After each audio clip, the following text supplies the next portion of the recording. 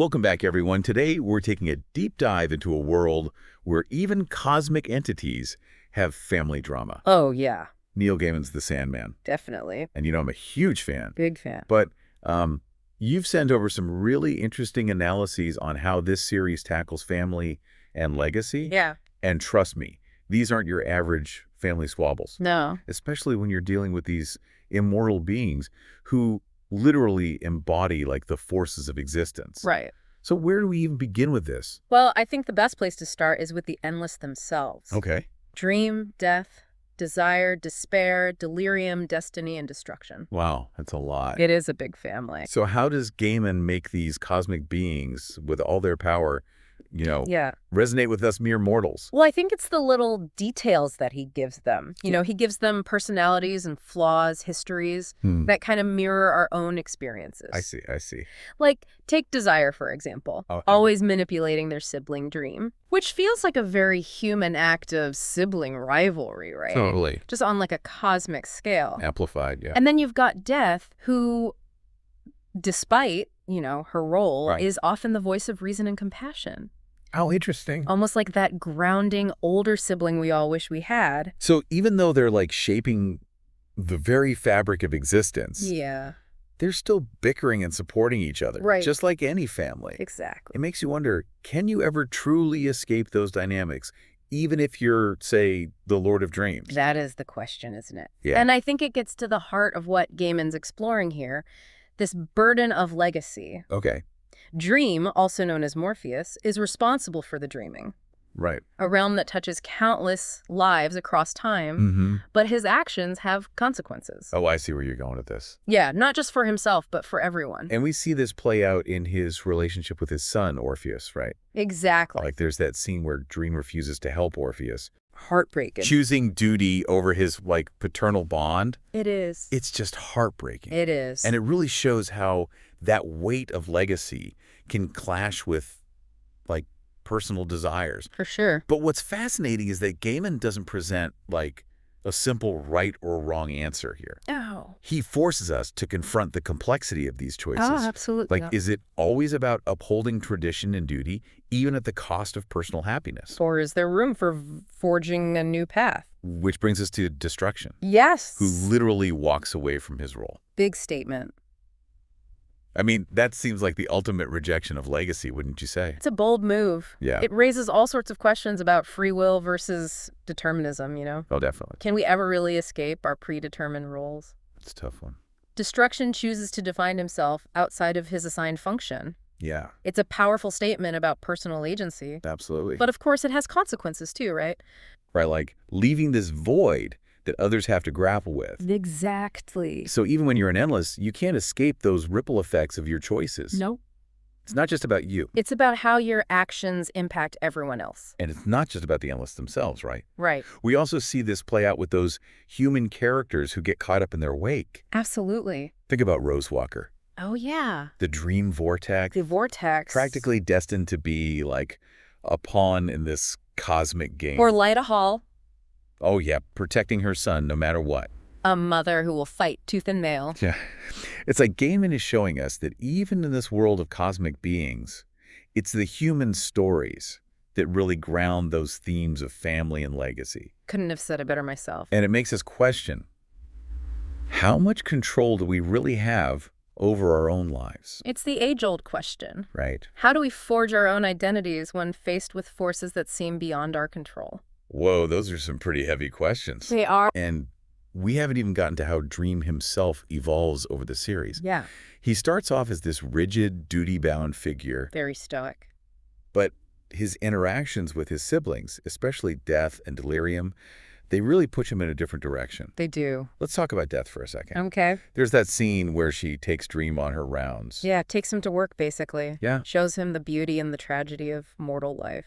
It's like she's reminding him of empathy, something he seems to have forgotten in his pursuit of order and control. It's a powerful moment. Right. It's like she's saying, hey, remember those humans you're so busy shaping? They matter too. And then there's Delirium, Oh, delirium. that chaotic, whimsical figure The wild card. who, in her own way, reminds Dream of the importance of joy and creativity. Oh, for sure. There's that line where she says, Have you ever noticed how sometimes the wrong way is the right way? It's brilliant. So she's challenging his rigid sense of order, That's showing him the value of embracing the unexpected. And isn't that something we all struggle with, finding that balance Totally. between order and chaos, duty and desire? It's almost like Gaiman is suggesting that even the embodiment of dreams needs to loosen up a bit. Maybe we all do. It's a beautiful way of showing that even with immense power, we all have something to learn from each other. I love that. And sometimes it's the people we least expect who can teach us the most valuable lessons. Couldn't agree more. So even the Lord of Dreams can change. It's hope. That's a pretty hopeful message, especially given how, dark and complex the Sandman could be. It can be. It's a reminder that growth is always possible, even for seemingly immortal beings. But it's not just about individual transformation. It's about that ripple effect that change can have on the world around us. And that brings us back to the idea of legacy, right?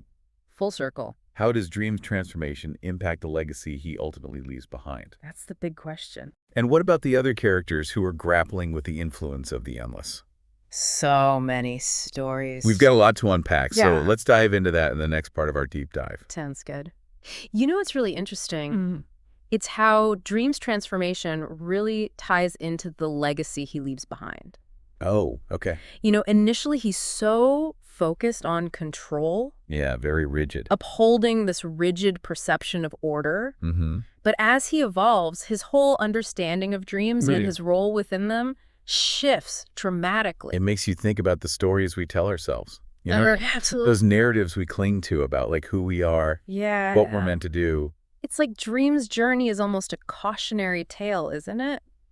Yeah, I see what you're saying. What happens when we get so stuck in our own heads that we lose sight of the bigger picture? And then you have Rose Walker. Oh, Rose. She's literally a vortex capable of collapsing the dreaming into the waking world. But she's also just a young woman. Trying to figure out her place, right? Totally. Like independent of this power that's thrust upon her. It's like those expectations we all face. Ugh. Whether it's from family or society. The shoulds. The shoulds, exactly. Yeah, that can be a heavy burden. Rose's struggle, even against these cosmic forces, feels very relatable. For sure. Don't you think? Absolutely, yeah. And then you have Lyta Hall. Oh, yeah, what a character. A mother who literally goes to war with Dream. To protect her son. To protect her son. Talk about fierce. I love that Gaiman subverts that typical damsel in distress trope. Because. Lyta's not passive at all. No. She makes choices. She does. Some with really tough consequences. Right. But she's driven by love. Determination to carve out her own path. I admire that. It's like a reminder that even when we're caught in these larger forces, we still have agency. We can choose how we respond, how we fight for what we believe in. And then there's Hob Gadling. Oh, Hob, yeah. Granted immortality. Basically, Dream's little experiment. The long-term experiment. Centuries of human history woven into his being. It makes you wonder what it means to live for centuries. Right. To see it all. To witness both the beauty and the brutality of human history firsthand. That's got to shape your perspective on things. How could it not? How does that shape your understanding of legacy? Talk about a unique perspective on that whole question, right? Right. What will people remember me for? But it's not just about those grand narratives, It's also about the smaller, more personal legacies that we create through our everyday actions. I think Gilman's suggesting that those smaller legacies can be just as impactful. I think so, too. If not more so. Than the grand gestures of the endless. Think about it. The kindnesses we extend. The connections we make. The values we embody every day. Those are the ripples that spread outward. It's a beautiful thought, right? That even in a world where these cosmic beings are shaping reality, it's our human connections and actions that ultimately matter most. It's humbling, yeah. It is. It challenges us to think about what kind of legacy we're creating right now in this moment. Are we living in a way that aligns with our values? That's a good question. Are we contributing to a better future? For ourselves and generations to come. It can feel overwhelming. Oh, yeah, for sure. But I think the Sandman offers a framework for exploring those questions. Okay. Even if it's through the lens of these fantastical narratives. It lets us step outside of our own lives for a moment. It does. See the bigger picture. The interconnectedness of it all. Hopefully, It can inspire us to live more intentionally, Right. with a greater awareness of the legacy we're weaving. You've touched on something really important here. Oh yeah, that's that. Legacy isn't just about what we leave behind. It's how we live in the present.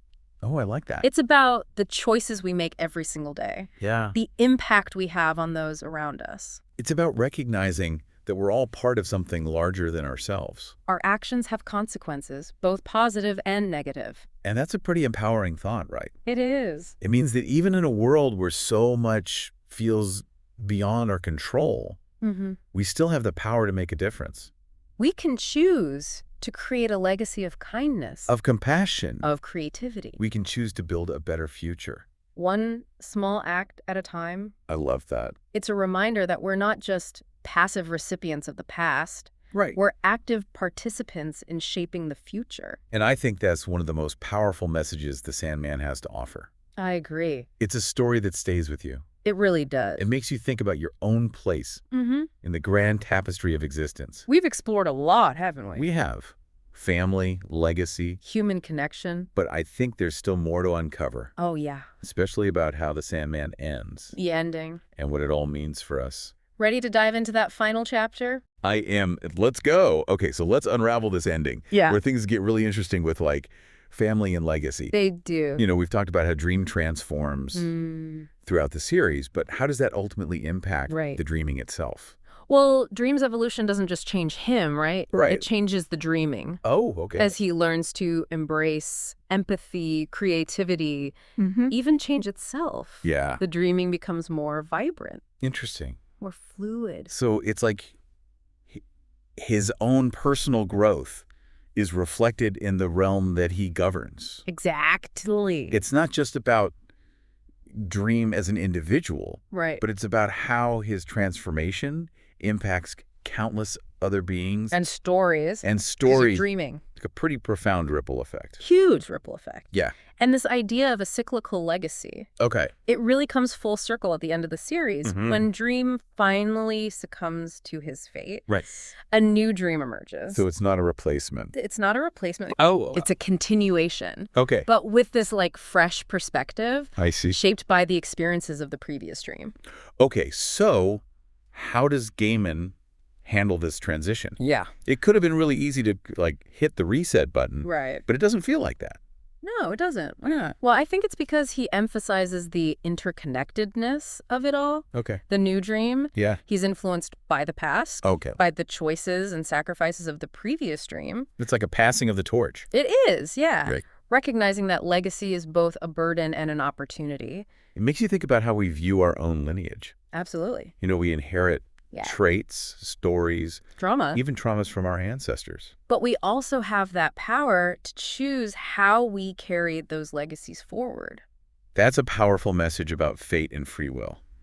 It is. It really is. We're not just defined by what came before. We have the agency to shape those legacies, to break free from those harmful patterns. Yeah. And build upon those positive aspects of our inheritance. It's almost like saying that even with these cosmic forces, we still have a say in how our stories unfold. I love that. And it brings us back to these core themes of the Sandman, right? Family, legacy. And that enduring power of human connection. Even though we're dealing with these fantastical beings and realms, the message really resonates. It does, yeah. On such a personal level. It makes you wonder, what kind of legacy are we creating? Through our actions, our relationships. The choices we make every single day. It's a question worth thinking about. Yeah. Even if we're not, shaping the dreaming itself. Right. And I think that's the beauty of the Sandman. It invites us to consider these profound questions. To grapple with the complexities of existence. To find meaning in our own unique stories. So well said. Thank you. Anyone listening who's feeling inspired to